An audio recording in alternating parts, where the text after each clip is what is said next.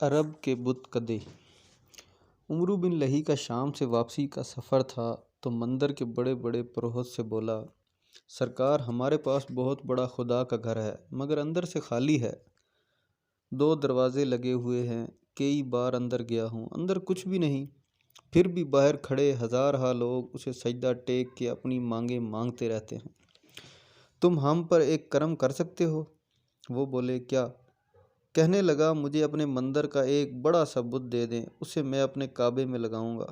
انہوں نے اسے ایک بدہیت سا سرخ عقیق کے پتھر کا انسانی شکل میں تراشا ہوا ٹکڑا دے دیا۔ اس کا دایاں ہاتھ ٹوٹا ہوا تھا اور بولے، یہ حبل ہے، اس سے مانگنا، اس کے نعرے لگانا، جے حبل۔ حبل اب میرا خدا ہے۔ اس نے خدا کو یوں اٹھایا جیسے کوئی بچہ گود لیتا ہے، پھر اپنے خدا حبل کو اونٹ پر اوندا لٹا کر شام سے مکہ میں لے آیا اور خانہ کعبہ کے سامنے اپنی ساری قوم کو اکٹھا کرنے لگا اور کہنے لگا، دیکھو تمہارے لیے تمہارا خدا لے کر آیا ہوں، یہ حبل ہے، اس کے نعرے لگاؤ، کہو جے حبل کی۔ لوگ نعرے لگانے لگے، بچوں کی طرح انہیں کھلونا مل گیا، بچے اس سے کھیلتے رہے، بڑے اس کے آگے ماتھا ٹیکنے لگے۔ ان سب نے اسے اٹھا کے خانہ کعبہ کا دروازہ کھول کے اندر سجا دیا، خود خانہ خدا کی دہلیز پر ماتھا رکھ کے بیٹھ گیا۔ حبل قریش کا سب سے بڑا بت تھا، اس کا دایاں ہاتھ ٹوٹا ہوا پتھر کا ہاتھ قریش والوں نے سونے کا بنوا کے لگا دیا۔ حبل دراصل بال کی تعریف ہے، بال اہل شام کا دیوتا تھا، اس سے منسوب بل شام کا قدیمی شہر ہے، بعلبک شام کا ایک قدیمی شہر ہے۔ بال کے لغوی معنی قوت اور مجاز آقا کے لیے جاتے ہیں، قرآن میں بال شوہر کے معنی میں بھی استعمال ہوا ہے۔ حبل خاص خانہ کعبہ میں نصب تھا، ایک پروہت بھی انہیں مل گیا، وہ شاید کچھ عرصہ شام میں بت خانہ میں رہ کر بتوں کے نام سے لوگوں کو ڈرانے کے فن سے آگاہ تھا۔ بستی میں کوئی آفت آ جاتی تو وہ لوگوں کو حبل کی طرف متوجہ کر کے ڈرانے لگتا، کہیں جھگڑا ہو جاتا تو کہتا، ادھر آؤ، حبل فیصلہ کرے گا۔ حبل کے بہانے اس نے خود 7 تیر حبل کے چرنوں پہ رکھے ہوتے تھے، کچھ پہ لکھا ہوتا ہاں اور کچھ پہ نہیں، جیسے سکہ لے کر اس سے ہیڈ یا ٹیل کا ٹاس کرتے ہیں، وہ تیروں سے فیصلہ کرنے لگا۔ لوگ فیصلہ ماننے لگے، خشک سالی کا عرصہ زیادہ ہو جاتا تو وہ شور مچانے لگتا۔ حبل ناراض ہو گیا، لوگ اونٹ بھیڑ لا کے اصاف اور نائلہ کے پاس ذبح کرنے لگے، اس کے ایک بلاوے پہ لوگ ننگے پاؤں گھروں سے دوڑتے آتے۔ شادی بیاہ کی رسومات بھی پروہت نے اچالیں، لوگوں کی شادی گھر کے لیے جگہ مل گئی۔ پروہت کو خانہ خدا کی دہلیز پہ بیٹھے بیٹھے ایک کاروبار مل گیا، موت تک کی رسومات وہیں پروہت کے روبرو ہونے لگیں۔ کسی شخص کو کاروبار کے لیے مکہ سے باہر جانا ہوتا تو مشورے کے لیے پروہت کے پاس پہنچ جاتا۔ پروہت ہر فیصلے تیروں کے بنائے نشانوں سے کرتا، کوئی اس کے فیصلے کے آگے چوں چرا نہ کرتا۔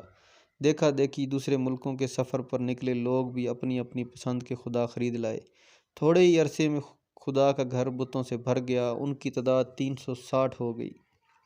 زمین پر گھومنے پھرنے کے لیے جتنے رخ ہیں وہ 360 ہیں، انہوں نے ہر رخ کے لیے ایک خدا رکھ لیا۔ ان کے خداؤں کی شکلیں جدا جدا تھیں، اکثر بھدے اور بد شکل خدا تھے، کچھ تراشے ہوئے، کچھ بے ہنگم لکڑی کے تھے، پتھر کے بھی، ہڈیوں کے بھی، ہر شے کے خدا انہوں نے خدا کے گھر میں لا کے رکھ دیے۔ ان کا دیکھا دیکھی مکہ کے گردا گرد کی بستیوں والے سوچ میں پڑ گئے کہ ہم کیوں پیچھے رہیں، جیسے بچے کھلونوں کو جمع کرنے کا شوق رکھتے ہیں۔ انسانی تمدن کے اس بچپنے کے دنوں میں سیانی عمر کے لوگوں نے بھی یہ شوق پال لیا، اوپر سے چڑھاووں کی آمدنی الگ، پھر لوگ اکٹھ کی وجہ سے منڈی کا سماں بن جاتا، کاروبار میں بڑھاوا آتا۔ بتوں کے لیے تو کسی خاص شکل و صورت کی قید نہیں تھی، بس ہر بت کے خدا کا کوئی نہ کوئی کہانی کار ہوتا تھا جو اپنی خدا کی کوئی عجیب کہانی سناتا اور بناتا، لوگوں کو حیران کر دیتا۔ گردنیں اٹھانے لگتے لوگ، جیبوں سے مال نکال کے ان بتوں کے چرنوں پہ چڑھاتے اور خود چہرے پر بیچارگی لا کے ان بتوں کے پیروں میں بیٹھ جاتے۔ سبھی بت انسانوں کے خد و خال کے نہیں تھے، کچھ کی شکلیں جانوروں جیسی تھی، کچھ جانور بھی نہ تھے، درختوں کا جھنڈ سا تھے۔ مکہ کے پہاڑی مضاف نخلا کے لوگوں نے بھی سوچا کہ ہم نے بھی بت خانہ بنانا ہے۔ ان کے ہاں پتھروں سے زیادہ شاید ہریالی قابل قدر تھی۔ انہوں نے 30 بیری کی جھاڑیوں کے کچھ ایسے قطع برید کی کہ انہیں کسی کہانی میں پرو کے خدا کی بیٹی بنا دیا۔ نام رکھا عزا۔ ذرا آگے کی خوشحالی پہاڑی بستی طائف والے کیسے کسی دیوتا اور دیوی کے بغیر رہتے۔ انہوں نے ایک مربع شکل کی چٹان ڈھونڈی، اس پہ پوجا کیا، اوپر ایک موقوف الفطرت سا مکان بنا کے اعلان کر دیا، خدا کی بڑی بیٹی لات ادھر رہنے آ گئی ہے، آؤ تم لوگ بھی آ کے اس سے ملو اور دلوں کی مراد پاؤ۔ لوگ ادھر بھاگنے لگے، ادھر بھی میلہ لگنے لگا۔ لات کا ایک مجاور یاتریوں کو ستو پلایا کرتا تھا، مر گیا تو اس کا بھی بت بنا کے پوجا جانے لگا۔ وہیں لات کے پاس اس کا نام تھا الات۔